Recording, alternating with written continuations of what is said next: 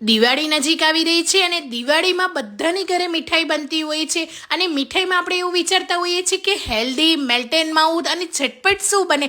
તો આજે હું તમને ખાંડ વગર કોઈ પણ કલર કે એસેન્સ વગર નારિયેળના લાડુની રેસીપી આપીશ. અને ઘરમાં જો વડીલોને દાંત નહીં હોય ને તો પણ આ લાડુ ખાશે ને તો એકદમ સરસ રીતે મોઢામાં મૂકતા જ ઓગળી જશે, એટલા મેલ્ટ એન્ડ માઉથ અને મસ્ત બનશે. તો ચાલો બનાવીએ. તો સૂકા નારિયેળના લાડુ બનાવવા માટે અહીંયા મેં પેનની અંદર 1 મોટી ચમચી ઘી લીધું છે. ઘીને સરસ રીતે મેલ્ટ કરી લઈશું અને 2 કપ જેટલું આપણે સૂકા નારિયેળનું છીણ એડ કરીશું. હવે આ લાડુ તમે લીલા નારિયેળમાંથી પણ બનાવી શકો છો. આ જ રીતે બનાવવાના છે. લીલા નારિયેળને સરસ રીતે ગ્રેટ કરી લેવાનું છે ને એ પછી આ રીતે ઘીમાં આપણે શેકવાનું છે. હવે કલર ચેન્જ થાય અને જે નારિયેળ છે ને એ થોડું ક્રિસ્પી થઈ જાય ને ત્યાં સુધી આપણે ઘીમાં શેકવાનું છે. પણ ગેસની ફ્લેમ એકદમ લો રાખીશું અને લો ગેસની ફ્લેમ પર સતત હલાવતા રહીશું. 5 થી 7 મિનિટની અંદર સરસ રીતે શેકાઈ જશે. જો હાઈ ગેસની ફ્લેમ કરીને તો જે આપણું ટોપરું છે ને સૂકું એ બળી જશે. તો બસ કલર તમે જોઈ શકો છો, એકદમ આછો ગુલાબી કલર જેવો આવ્યો છે અને આ રીતનો કરવાનો છે. એકદમ લો ગેસની ફ્લેમ પર મારે 6 થી 7 મિનિટ થઈ છે શેકાતા. અને આ રીતે હાથમાં તમે લેશો ને તો એકદમ ક્રિસ્પી અને એનો ભૂકો થઈ જશે એવું શેકવાનું છે. એટલે 5 થી 7 મિનિટમાં સરસ રીતે નારિયેળ આપણું શેકાઈ જશે. હવે નારિયેળ શેકાઈ ગયું છે તો ગેસની ફ્લેમ લો જ રાખીશું અને 1 કપ ભરીને આપણે દૂધ એડ કરીશું. 2 કપ નારિયેળ છે એટલે 1 કપ જેટલું આપણે દૂધ લઈશું. જેટલું નારિયેળનું છીણ લીધું હોય એનાથી અડધું આપણે દૂધ લેવાનું છે. અને દૂધ અહીંયા ફૂલ ફેટ નોર્મલ દૂધ લેવાનું છે, ફ્રીઝમાં મૂકેલું નથી લેવાનું અને મલાઈ કાઢેલું પણ નથી લેવાનું. મલાઈવાળું ફૂલ ફેટ દૂધ આપણે એડ કરીશું અને મિક્સ કરતા રહીશું. હવે તમારે દૂધ થોડું ઓછું એડ કરવું હોય કે તમારી પાસે દૂધ થોડું ઓછું હોય તો 2 થી 3 ચમચી જેટલું તમે મિલ્ક પાવડર એડ કરી શકો અને 1/4 કપ જેટલું દૂધ એડ કરી શકો. મિક્સ કરી લેવાનું છે અને 1/4 કપ જેટલો અહીંયા મેં સાકર લીધેલો છે. તો આ રીતે મેં અહીંયા મોટી સાકર લીધી છે. તમે ખાંડ પણ લઈ શકો છો. તો આ રીતે હું સાકરનો પાવડર કરી રહી છું. સાકરથી પણ ટેસ્ટ સરસ આવશે, લાડુ બનાવવામાં પણ એકદમ સરળ રહેશે અને લાડુ ખાવામાં પણ એટલે ટેસ્ટી લાગશે. તો આ રીતે મેં સાકરનો એકદમ સરસ એવો ફાઇન પાવડર તૈયાર કર્યો છે. હવે સાકરનો બધો જ પાવડરને એડ કરી દઈશું અને મિક્સ કરી લઈશું. હવે ગેસની ફ્લેમ આપણે થોડી હાઈ કરી લઈશું અને દૂધ અને સાકરનું પણ પાણી થશે.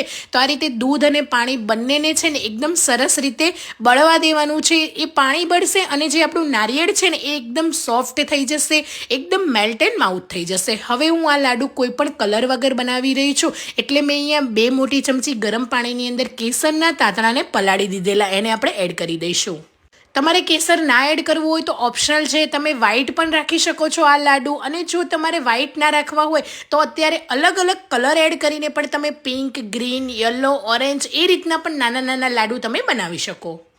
હવે કેસર આ રીતે એડ કરીને ગેસની ફ્લેમ હાઈ કરીને મિક્સ કરતા રહીશું ને એટલે એકદમ સરસ રીતે મિશ્રણ ઘટ થવા લાગશે અને પેનથી છોડવા લાગશે. આ મિશ્રણ છે ને એ આવું થઈ જવું જોઈએ. વધારે પડતું એકદમ કઠણ નથી કરવાનું કે એકદમ પતલું નથી રાખવાનું. તમે મિશ્રણને એક સાઈડ કરો ને તો એમાંથી દૂધ કે પાણી કંઈ જ ના નીકળવું જોઈએ. એકદમ ડ્રાય થઈ જવું જોઈએ.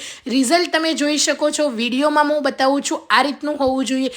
એક સાઈડ મેં બધું મિશ્રણ કર્યું છે. પેનને ઊંચી કરશો ને તો પણ એમાંથી પાણી કે દૂધ કંઈ જ નથી રિલીઝ થતું. એટલે મિશ્રણ આપણું પરફેક્ટ છે. ગેસની ફ્લેમ બંધ કરી દઈશું. અડધી ચમચી જેટલો ઇલાયચી પાવડર એડ કરી દઈશું. જો મિશ્રણ તમારું વધારે પડતું પતલું કે દૂધ પાણી હશે ને તો લાડુ બગડી જશે, સરખા નહીં રહે.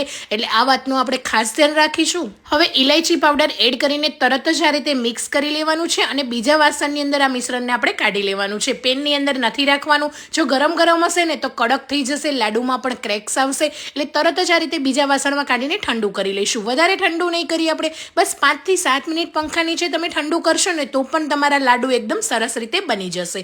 આ રીતે મિશ્રણને ફેલાવીને થોડી વાર માટે પંખા નીચે મેં રહેવા દીધું છે. 5 થી 7 મિનિટમાં જ મિશ્રણ સરસ એવું ઠંડુ થઈ ગયું છે. તેમાંથી થોડું એવું પાટ લઈને આપણે લાડુને વાળી લઈશું. તમે જોઈ શકો છો ઇઝીલી લાડુ બને છે. એકદમ સરસ એવું બાઇન્ડિંગ આવે છે. આપણે કલર, એસેન્સ, કોઈ મિલ્ક પાવડર મેં કંઈ જ નથી એડ કર્યું તો પણ એટલા મસ્ત લાડુ બની ગયા છે. હવે લાડુને આપણે આ રીતે સૂકા નારિયેળની અંદર કોટિંગ કરી લઈશું જેનાથી એકદમ લુક પણ મસ્ત આવે અને મહેમાનો જો તમારા ઘરે આવશે ને તો માગી માગીને ખાશે, એટલા મસ્ત બનશે. હું દર દિવાળીએ આ નારિયેળના લાડુ બનાવું જ છું અને અમારા ઘરમાં તો બધાના ફેવરેટ છે. અને તમારા ઘરમાં વડીલો જો હશે ને તો વડીલોને પણ ભાવશે. દાંત નહીં હોય ને તો પણ વડીલો ખાશે.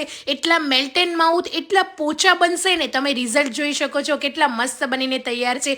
પ્લેટમાં બધા જ લાડુને આપણે મૂકી દઈશું અને ઉપરથી કેસરનું તિલક કરી લઈશું. થોડો એવા આ રીતે નાના નાના કેસરના ડ્રોપ મૂકી દઈશું જેનાથી લુક પણ સરસ આવે અને ખાવામાં પણ એકદમ ટેસ્ટી બનીને તૈયાર થઈ જશે. તો જરૂરથી દિવાળી આવી રહી છે, આ મીઠાઈ બનાવજો. બહારની મોંઘી મીઠાઈને પણ ટક્કર મારશે એટલી મસ્ત મેલ્ટ એન્ડ માઉથ અને ટેસ્ટી બનશે. હું તમને અંદરથી લાડુ બતાવું છું કે કેટલા જ્યુસી રસીલા બનીને તૈયાર થયા છે અને એટલા પોચા પણ બનાવે છે. તો કેવી લાગી આજની મારી રેસીપી કમેન્ટ કરવાનું ભૂલતા નહીં. Thank you for watching.